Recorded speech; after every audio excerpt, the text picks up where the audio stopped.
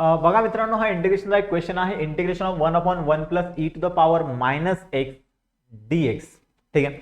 तर या ठिकाणी बघा हा क्वेश्चन तुम्हाला कसा सॉल्व्ह करायचा आहे. ओके, तुम्हाला या ठिकाणी काय दिसतंय, इंटिग्रेशन मध्ये 1/1 plus e to the power minus x.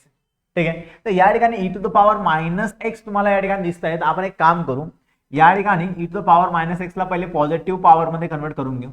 तर 1/1 plus okay e to the power minus x असेल तर इंडक्शनचा रूल अप्लाय करून आपण त्या पॉवरला पॉझिटिव्ह करू शकतो आहे.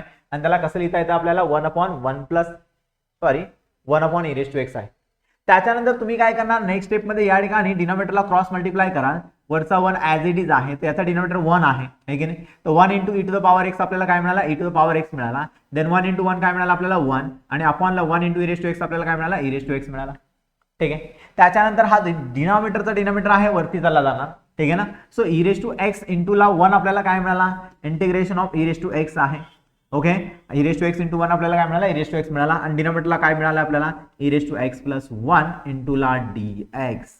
मग आता सिंपली तुम्हाला या ठिकाणी काय दिसतंय की या ठिकाणी या डिनॉमिनेटरचा डेरिव्हेटिव्ह आहे e raise to x plus 1. E raise to एक्सचा डेरिव्हेटिव्ह आला ई रेस टू एक्स, आणि 1 चा डेरिव्हेटिव्ह आला 0. म्हणजे e raise to x plus 1 चा डेरिव्हेटिव्ह आपल्याला काय दिसतोय, e raise to x dx आहे.